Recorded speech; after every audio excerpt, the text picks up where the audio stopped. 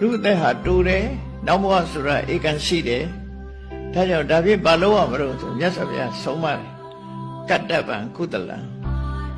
အပြစ်ကင်းပြီးတော့ကောင်းကျိုးချမ်းသာရတဲ့အလုပ်ကိုလုပ်ပါလို့ပြောတယ်ကုသိုလ်ဆိုတာအပြစ်ကင်းပြီးကောင်းကျိုးချမ်းသာပေးတဲ့အလုပ်ကိုဆိုလို့ဘယ်ဟာပဲဖြစ်ဖြစ်ကောင်းတဲ့လို့မကောင်းတဲ့လို့ဆိုတာနှစ်ခုရှိတယ်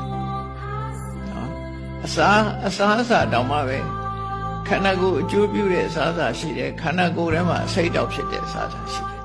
တဘာဝကောလေအဲ့ဒါလိုပဲလူစိတ်ထဲမှာဖြစ်တဲ့ဟာကအပြစ်ကင်းတဲ့စိတ်အနေထားတစ်ခုအပြစ်ရှိတဲ့စိတ်အနေထားတစ်ခုအပြစ်ကင်းတဲ့စိတ်သဘောထားကိုကုသိုလ်လို့ခေါ်ပြီးတော့အပြစ်ဖြစ်တဲ့သဘောထားကိုအကုသိုလ်လို့ခေါ်တာပဲကုသိုလ်အကုသိုလ်ရှင်းရှင်းလေးသူကနော်အပြစ်ရဲ့ပြီးတော့အကျိုးထုတ်တဲ့အခါသူကနှစ်ခုမှတ်တာကုသိုလ်ဆိုတာအပြစ်ကင်းတယ်အပြစ်ကင်းတယ်တန့်စင်တယ်ကောင်းကျိုးထုတ်ဆောင်ပေးတယ်ဒါကုသိုလ်အကုသိုလ်ဆိုတာအပြစ်ရှိတယ်သဘာဝကိုကမကောင်းဘူးမကောင်းတဲ့ကျိုးကိုလည်းထုတ်လုပ်တယ်ဟောအဲ့ဒါအကုသိုလ်